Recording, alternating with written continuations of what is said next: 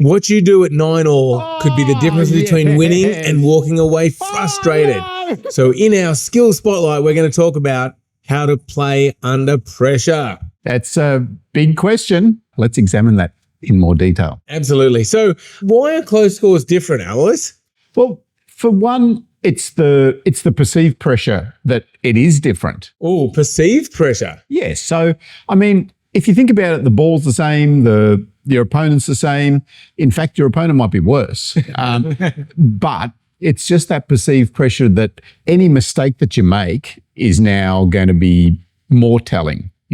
So, yeah, I've heard people say that pressure is something you put on yourself, which is kind of what you're saying with that perceived pressure. Absolutely, yeah. Yeah. And then I guess it's because of that, people tend to like either panic and maybe play too aggressive, or they go really safe. Yeah. So that's a lot about just your emotional control, you know. So how can you maintain your own emotions to be able to allow yourself to play your best table tennis at 9-all? Yeah. And I guess that's the thing, isn't it? Because at that stage, if you're thinking about it in a certain way, you could be like, oh, one mistake could cost me the game. Yeah. But that's kind of a very negative way of thinking about it. It is. Some people see that as this is my opportunity for glory, and, you know, they actually dial up and play a little bit better in those situations. Some players don't. Yeah. And I think there's kind of two different ways. You can think, here's my opportunity for glory, or here's my opportunity to blow it. But there's also this middle sort of ground that, like, here's my opportunity just to play my best regardless of the outcome. Yeah. And that's the ideal, you know, that's the ideal, to be able to just maintain your emotional control, to be able to just play your best table tennis at that stage of the match. Yeah, and I think just at a high level, there's some things that great players seem to do all the time when the match is close. They seem to have a plan. They stick to their strengths. Like you were saying, they stay present and they stay focused in that moment. The planning and the practicing of those situations is also very important. If you don't think about what you're going to do in those situations ever, and then suddenly, boo, like I'm at 9-all, this is, you know, the final of my school championships, and now how do I play this point? If you've thought about it previously, then you have more chance to have thought about it clearly in a controlled environment at training or waking up in the morning. You start to think about, what am I going to do in those situations? Yeah, and I think as a mini takeaway, Alois, that close points aren't about doing more, but they're about doing the right thing. Yeah, exactly. And we see this in a grander scale. Often people, you know, say, oh, I'm going to play this tournament, you know, I'm going to do a new serve. I'm going to start to play my forehand topspin faster. And to another degree, I'm going to change my equipment. You know, I'm going to get a faster bat because I'm now playing a tournament. Yeah. So, yeah, you want to stick to what you know and what you've already practiced. Yes. All right, well, let's move on to fix it fast. And we're talking about mistakes that players make at 9-all. And so just along those lines, what you said, the first mistake I see is changing what was working just to surprise the opponent. So you might have been serving this really good serve that your opponent couldn't get back, and then at 9-all you try to do a different serve because you think, oh, they've seen that one too many times. Yeah, that's a real balance, you know, and that's a decision you've got to make in that situation.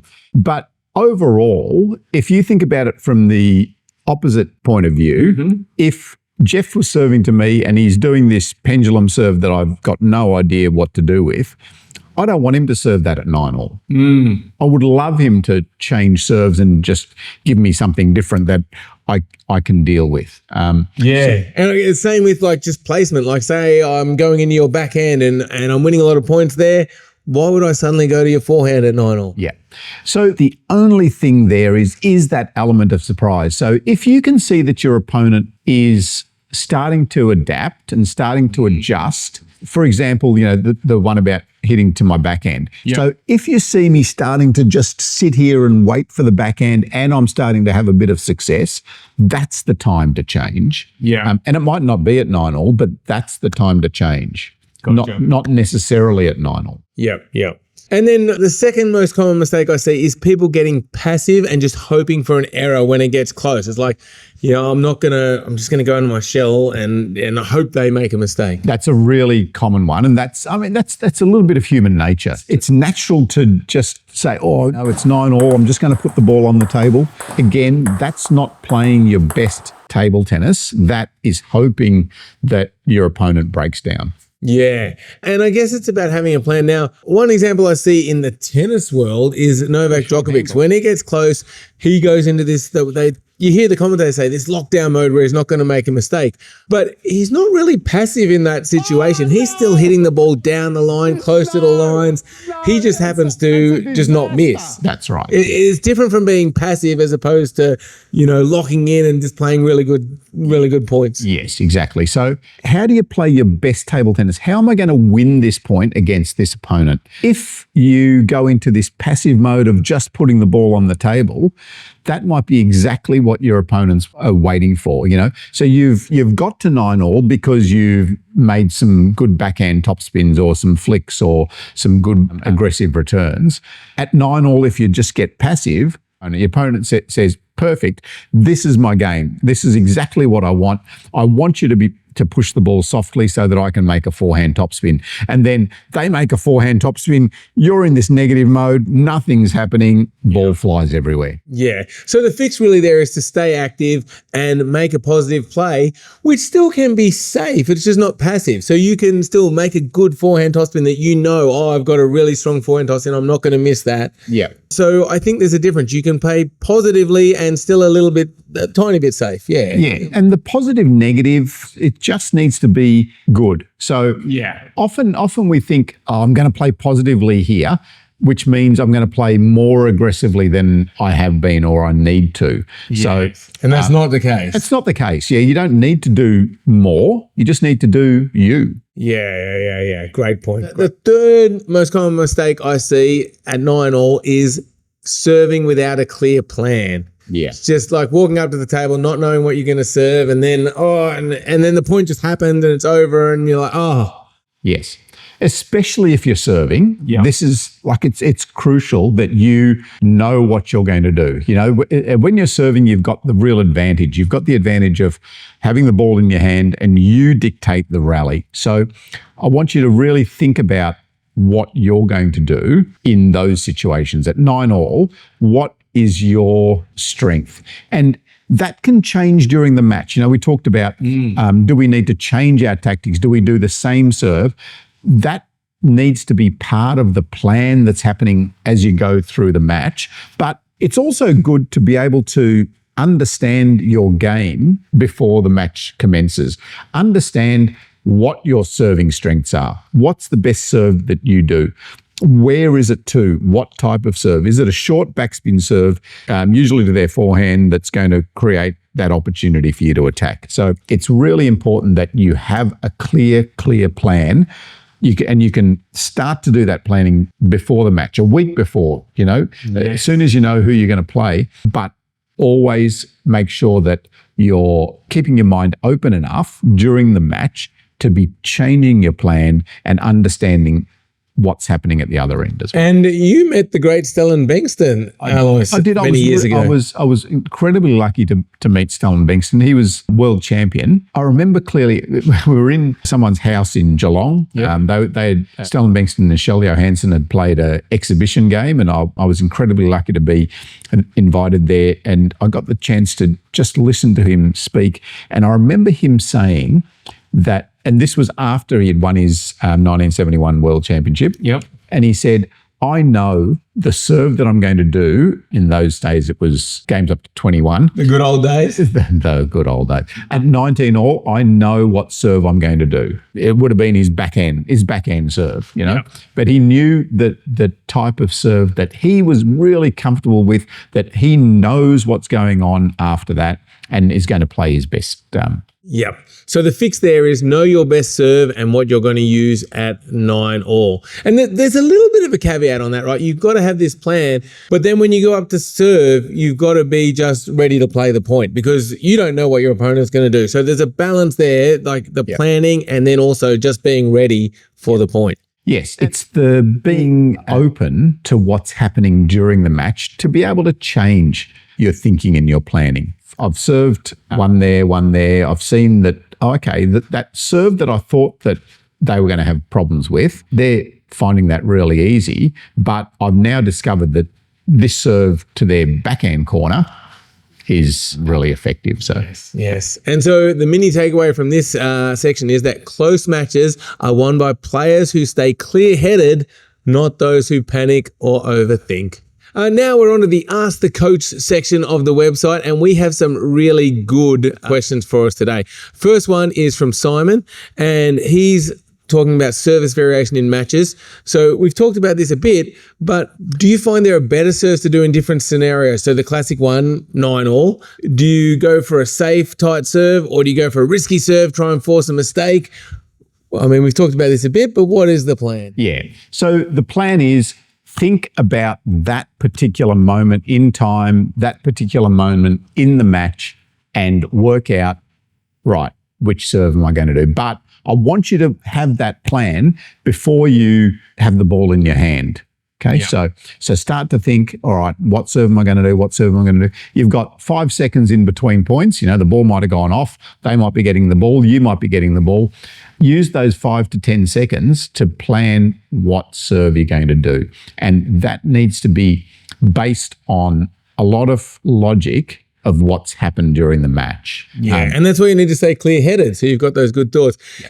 And I would say that you shouldn't be panicking, so you shouldn't be going for a risky serve. Like, it should be a serve that you've practiced thousands of times. You know you're going to be able to do this serve well. You know you're going to be able to execute it. Don't go for some serve you've never practiced before, and you know you might just serve a fault. Something you're very confident with. Yeah, it's exactly the same as if you decided to change your racket at 9-all.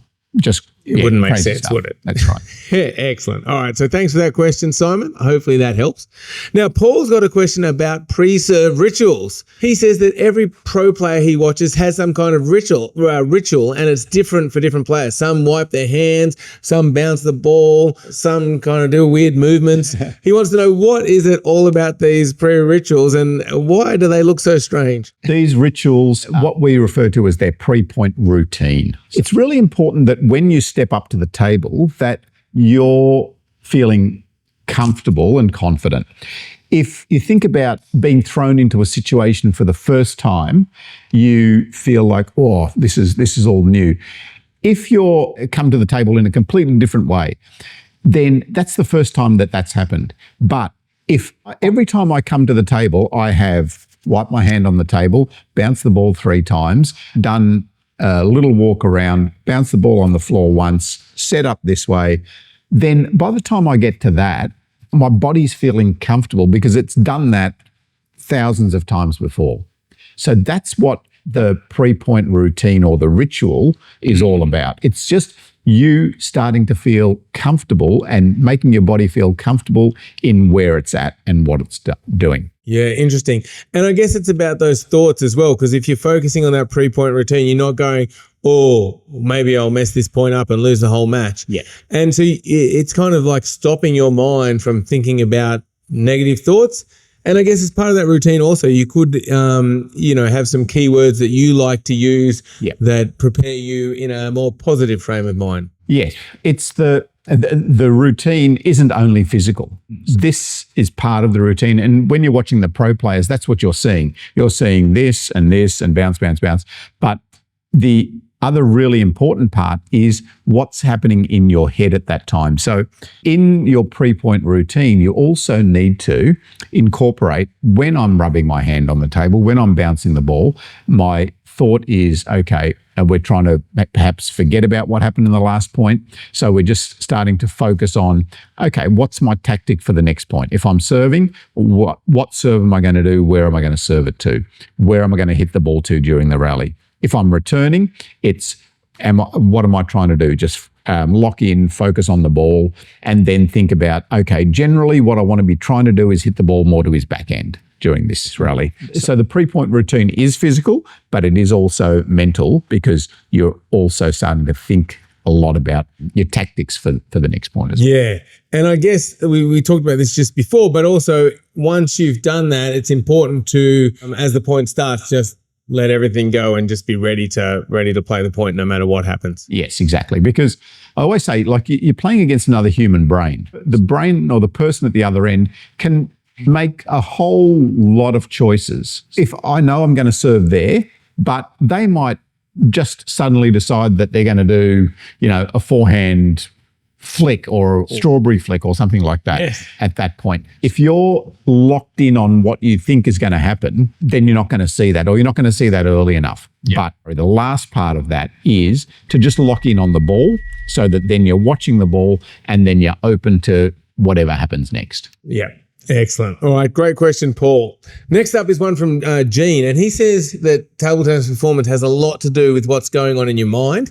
And when things go wrong, it's tough. But paradoxically, when things are going well, it can be tough as well. And he said here that imagine this situation. He says you're playing against an opponent more or less the same level as you. You're leading with what statistically looks like a decisive margin, say 8-5, and you think in that position, it would be a shame not to be able to close a deal. And then you play like your grandmother and you blow it. I don't know why you said your grandmother.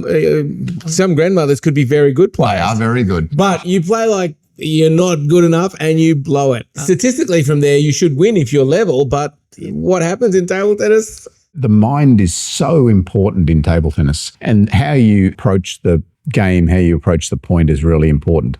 The situation at 8-5 is, why is that different to how you started the match? So you might have gone into the match against someone who's better than you, and you've gone in there with no expectations or low expectations. So you play freely. Suddenly you're 8-5 up. What happens? Now I've got expectations. Oh my goodness, like I could win this match. So you're not actually thinking about now, you're thinking about the future. And as soon as you start to think about the future or the past, then you're going to get yourself into trouble. It's a lot about just making sure that you're staying in the present and trying to get rid of those thoughts of expectations. Yeah, it's interesting, isn't it? Because Gene sort of realized this, and he was saying that, how do I overcome that? Well, one, I could become much better than my opponent, so I'm just going to beat them anyway. He said, I don't think that can happen. But he said I could just ignore the score totally, but that's not really that easy to do either. Or I could not care about the result. But as humans, we do care about the result. So it's actually hard to do what you're saying. Yeah, it is. It's firstly about just accepting that is all going to happen in your head. Now, when you get to 8-5, don't think, right, don't worry about it, because it's impossible to not worry about it. The thing is to just accept it and then have things like your pre-point routine that then get you to hopefully block those thoughts as much as possible. So instead of that being the only thought that's going through my head, oh, I'm 8-5 up, oh, I've never beaten this player before, I hope I can do it, oh no, I don't think I'm going to, I might. You've now occupied your head with rubbing the table, bouncing the ball, breathing, thinking about what's next, and then suddenly you don't have time for all of those thoughts. Or those thoughts have come and gone, and now I'm focused on what's next. Yeah. And there has to be some kind of, like attitude that I'm just going to do my best, and if I win, that's great. If I lose, well, I did my best. Yeah. I remember one match I got so nervous by the end of the match, I was trying to just do a little simple backhand serve to keep it short, and I couldn't even do that. Yes. So yeah, that's right. Sometimes it just gets the better of you. Yeah, I remember playing one of the top players in Australia, and probably one of the best players ever in Australia. Yeah. And I'd never beaten him. Yeah. And I remember it was up to 21 because I never played up to 11. The good old days. The good old days. And I must have been like something like 16-12 up in the third. I lost. But I remember my mother saying to me, I wish you had just looked up and looked at his face at 16-12 because I was so engrossed in my own thoughts and, oh my goodness, like this is, and if you would just look up and seen the panic in their face and then, oh, okay, like they're also feeling this situation. So pressure too. they're under pressure too. So it's about, that emotional control, being able to see things clearly, get into your routine. So there's so many things. I mean, this game is difficult, but that's what makes it beautiful too. Yeah, and this is the last question from Nathan here, along the same lines. He says, how do I maintain correct technique during these intense matches with all the pressure? He seemed his technique just goes out the window at that point. Yeah. So why does technique go out the window? It's usually because of tension in your body. So the shoulder is often one of the first things that packs it in, and your legs. So your legs will stop working as soon as you get nervous, and your shoulder will tighten up as soon as you get nervous. So the tension is the thing that is going to affect your technique the most. If your legs stop working, then you're starting to reach for shots instead of, moving into position and da-da-da-da. If your shoulder packs in, then, you're trying to do a simple backhand serve, but your body has never felt this situation before. Every time you practice your backhand serve in training, it feels like this, and you just go bang. Now you're trying to do a backhand serve with a ton of concrete in your shoulder. Doesn't work. So that's why technique breaks down. It's usually because of tension in your body. Yeah. So we'll talk about this more maybe soon, but you can practice that simulated pressure. Yes. So you can practice maybe matches where it's close.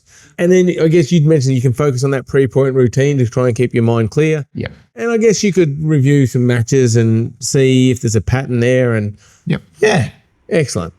All right. Well, thanks for that question, Nathan. So now it is up to train smarter, Alois, and we've got a tip here today about how to simulate that match pressure. Yeah, and I think you need to have felt these situations more and more. The more times you've been in the same situation, the more comfortable you are.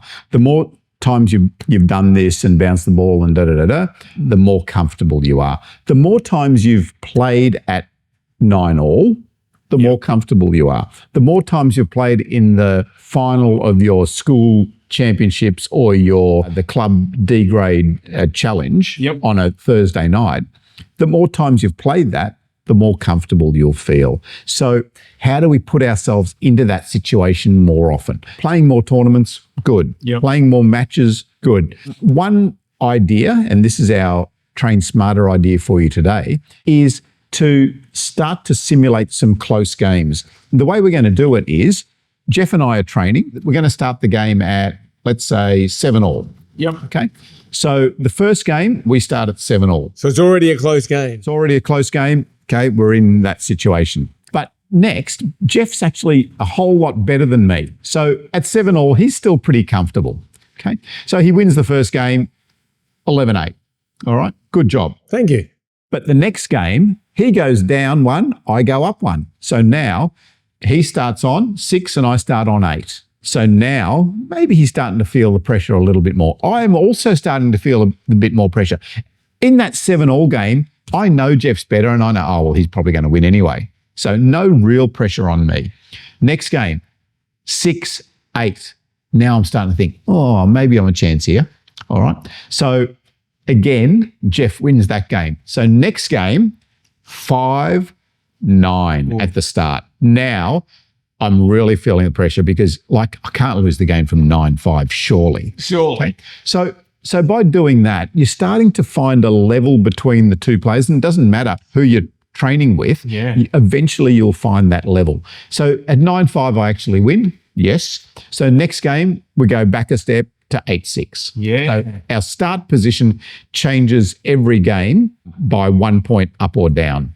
And by doing that, then you start to hover more and more in that zone where you feel the pressure of the score. Yeah, I like that. And that gives you the pressure both ways, doesn't it? It's like when you should win, you feel pressure. And then when you're a little bit more challenged, you've still got to work hard to try and, So really good game. All right. So 7-all games.